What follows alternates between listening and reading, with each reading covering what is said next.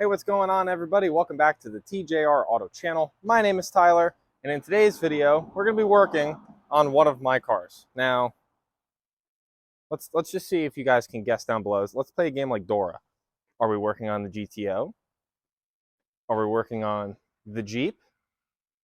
Or are we working on the Marquis? Can you help us? You guessed right. Yay! We're working on that shit box today. So let's get that thing fired up, move it in the garage, see what we're working with, and yeah, let's just. I don't want to work on it, but it needs some love. All right, so for those who don't know, this is my 94 Cherokee XJ, Cherokee, whatever, Sport. Now, the little backstory on this vehicle is I actually got it for free, and I'm only about 300 and 350 bucks maybe into it. Now, this Jeep has been in my girlfriend's family since day one. I actually have a copy of the check that my girlfriend's grandparents used to buy this good old baby back in 94. For most of its life, it was garage kept. And then when my girlfriend and her sisters became of age to start driving, it was given to them to start driving with. So from that point on, it then went from living indoors in a garage for most of its life to living outside by the beach. So because of that, we have some rust issues. The worst things on this vehicle is the rockers. The front of the rockers are okay, but the back of the rockers, and it's identical on the other side, it's just this like 1 foot section is just like gone. So that is like the worst damage on the vehicle, is this rocker and the other rocker. The frame and the floor pan looks pretty good. The frame is actually like immaculate on this thing.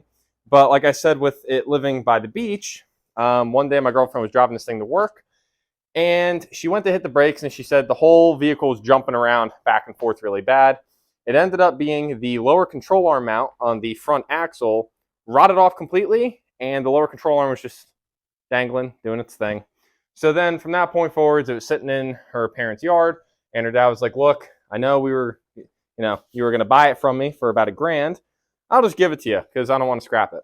And nobody's going to want to buy it. So I was like, okay. So now I have a Jeep, right? And I daily drove this thing, for those who remember, any of the OGs.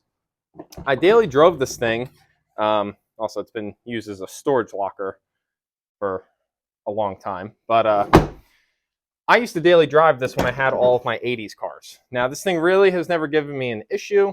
It's always been good. But the one downside to it is I would much rather own a pickup truck. So what I plan on doing with this is cleaning it up in the areas it needs it. Not doing anything crazy, but we're going to do the basic cleanup work, do a tune-up, oil change, and maybe this Jeep will finally leave the family once and for all, get sent off to a new home, or get parted out, who the hell knows. And I'm hoping to get a truck out of this Jeep. So let's see if we can make that happen. All right, guys. Well, before I started diving in and filming, doing some stuff to this thing, it's like, let me crawl under it again and just see how everything looks. Just a wellness check, if you will. It is so much worse than I thought. There are certain spots in the floor pan I can see the carpet through it and shit, and these rockers are way worse. And honestly, with how rough this thing looks, I don't think I can get rid of it. So it looks like I'll be pulling it back off of Facebook Marketplace, and I won't be getting a truck. So with that being said, it looks like we're going to be keeping the Jeep. Now, I didn't want to keep the Jeep because I could benefit more from a pickup truck than I could an SUV like the Jeep, right? In my eyes, this is equivalent to like a Tahoe, a Blazer, a Bronco, anything of that kind of nature, like a small SUV, right? So I've been trying to stay away from wanting anything like that. Again, because I'd rather have a bed that I can put a bunch of shit into if I buy a motor, buy tires, whatever. So this thing has never let me down with hauling stuff, right? I've hauled a lot of shit in this thing, and it's always been fine. So with that being said, I guess this is still going to be the work truck, which it's not the end of the world. Again, I got this for free. I put a junkyard front axle under it. And it's not bad. It drives good. The only problem I've ever had was the death wobble, and this leaks like every fluid known to man. So now with those things in mind and with how bad the rust is underneath this thing, and again, the frame is beautiful, the floor pans are going, and the rockers are going as well. So it looks like the rear dog houses in front of the rear wheel, they look okay, but they are surface rusty. I did poke them. They're not fully through yet. So there's definitely some areas on this that are going to need work. And there's some other areas where I think we can kind of just forget about and get away with for now. So it's a bad thing, but it's a good thing. So I want to hear from you guys. What the hell do I do with this thing? It's a 4.0 auto, has 110,000 on the clock, and it runs really good. It has like 50 or 60 psi oil pressure. Like, this motor is like solid, right? So do we turbo it? Like, do we do something stupid with it and just see how long it lasts? It's like, I don't know. It's basically worth scrap with the amount of rust under it. I wouldn't feel comfortable selling this to somebody saying, yeah, you can drive it, because no. So I don't know. Do we lift it? I don't know. I want you guys to let me know down in the comments below, because I am lost. But anyways, like I said, bone stock 4-liter under here. It's great. I did notice the valve cover is leaking. There's a big oil leak over by the oil filter, which I don't know. Oh, let me grab my flashlight. I can't tell if it's the oil pressure sensor, which I think is that sensor above the oil filter. I don't know, but everything is just wet. This thing does drip after maybe a couple minutes when you park it. So again, you can see there's a valve cover leak and stuff like that down there. So it's again, it's a bone stock 94. What do you expect? But yeah, I don't even want to show you guys the rust underneath. Maybe I will. Maybe I won't, because it's pretty bad. But anyways, when I was given this Jeep, these parts came in a box with it. So we have a cap, a rotor, and 6 brand new NGK plugs. So that being said, I figure I might as well do the little tune-up on it. It really shouldn't be that difficult. Everything is right here condensed in the corner, so I might have to move a couple things, not the end of the world. But again, we'll pop the cap off of the distributor. We'll pull all the wires out, clean everything up, and probably not clean everything up. I'm kidding. Yeah, so we'll do the plugs, we'll do the cap and the rotor. We'll see if that helps with the idle, just see if it helps a little bit on startup. You guys saw it cranks a little bit, but it's not like it's the end of the world. It still fires right up and runs really, really good. Let me emphasize, it runs really good. That's what kind of kills me about the idea of getting rid of it. But at the same time, it's like, it's not bad. It's got a little bit of body damage. The rust is the killer for me. And the fact that it's an auto. I mean, I don't really care to have an automatic Jeep. It'd be a lot cooler if it was a stick. But anyways, let's dive into some stuff under the hood. Maybe you guys will see an oil change in this video, maybe not, because it's a pretty simple 10-minute thing. So yeah, let's get cracking on this thing so I can actually sleep tonight. Oh, god damn. Who the hell put these things in here? Let's see, is this going to stay in, or is this going to fall on the floor and shatter? All right, it's actually not horrible, but it looks like the electrode tip is pretty dull. I'm sure that's supposed to be better looking, so let's grab a new plug and see what it's supposed to look like. All right, so you guys can tell it's a pretty easy look that the electrode tip looks pretty worn down. I don't know if this is the same plug. It probably isn't. This is probably original. It's got a champion. That might be original. I don't really know. But, well, they look relatively the same. I'm going to check the gap on them.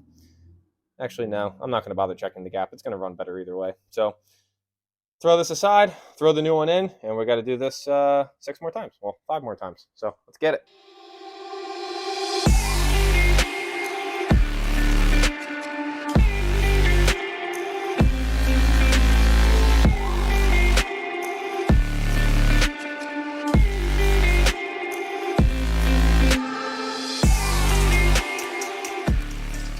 So obviously by looking at these plugs, this is in order from back to front.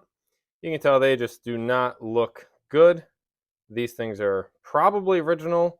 If they're not original, they're very, very old. So if you guys know if Jeeps came with Champions back in the day, let me know down below. But a really good sign is the fact that these are not fouled to hell and back. And by that, at least in my eyes, running like pig rich or anything. And there is not a lick of oil on them, which is good.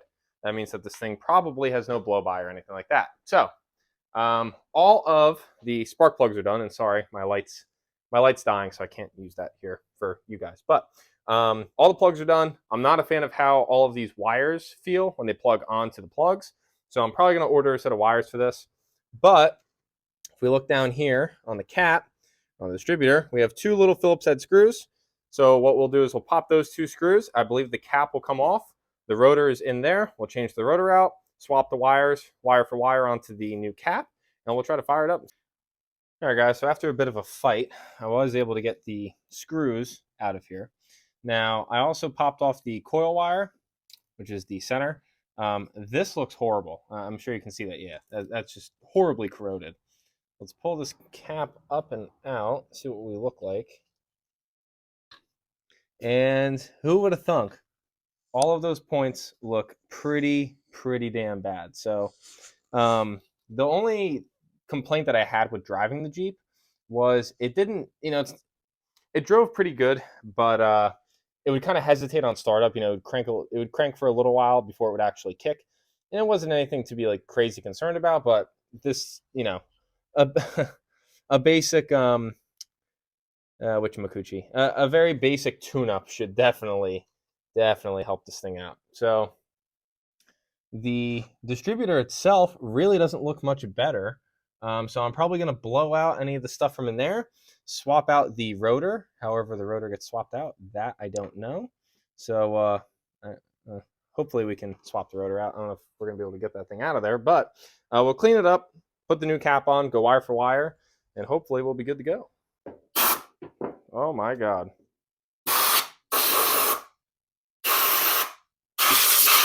Guys, so just for reference, this is what the new cap looks like.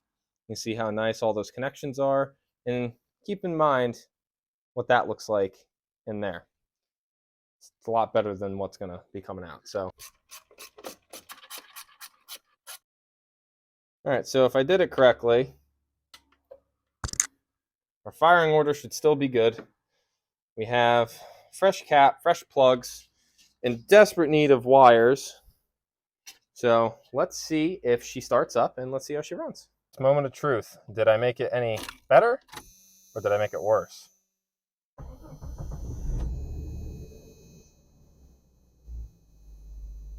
I mean, seemed pretty good to me. All right, well, aside from a horrible exhaust leak, it seems to be running fairly well. I know it's dark, but promise, there's no sparkies jumping around or anything. So it's got a nasty exhaust leak somewhere around this region. So we'll let her run for a little bit, warm her up, and then we'll take her around the block and see if we notice any difference in how it drives.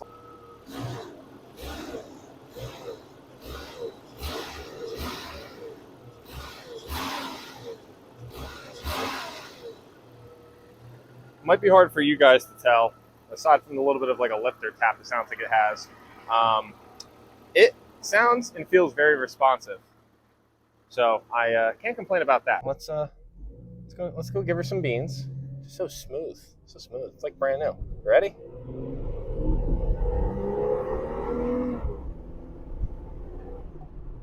Not bad, not bad. That's got okay pickup for what it is.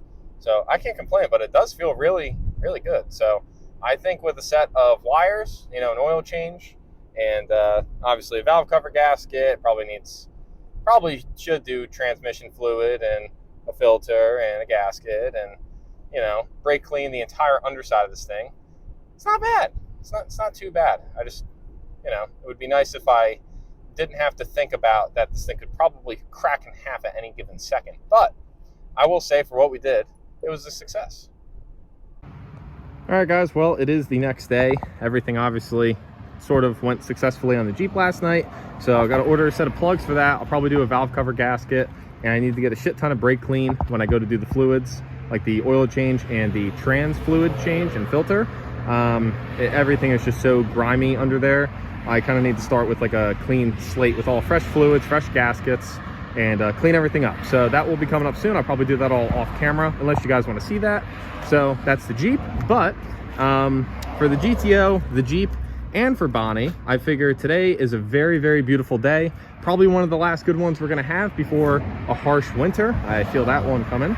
So with that being said, let's get all three cars fired up, pull them in the driveway, and give them a nice little bath.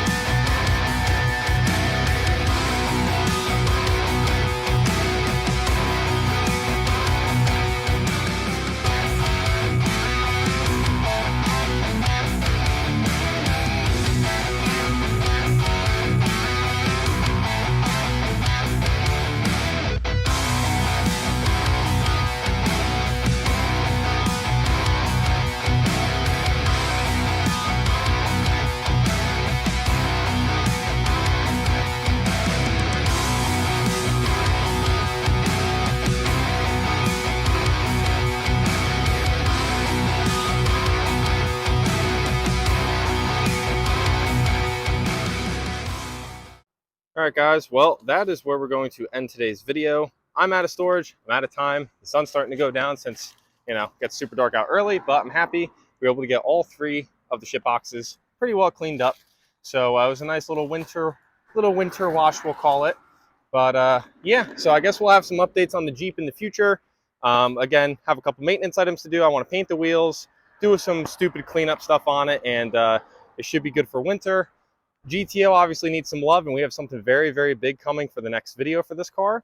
And then Bonnie also needs just a bunch of cleanup work and some maintenance items. So overall, all 3 cars are in a pretty decent state right now. So I guess I'm able to say I'm pretty lucky with where all of the cars are, if that makes any sense. But I'm going to wrap today's video up here. So as always, thank you guys so much for watching. And yeah, thanks for watching. I hope you guys enjoyed. I know we didn't really do much, but I'm going to quit talking because I have like 3% battery.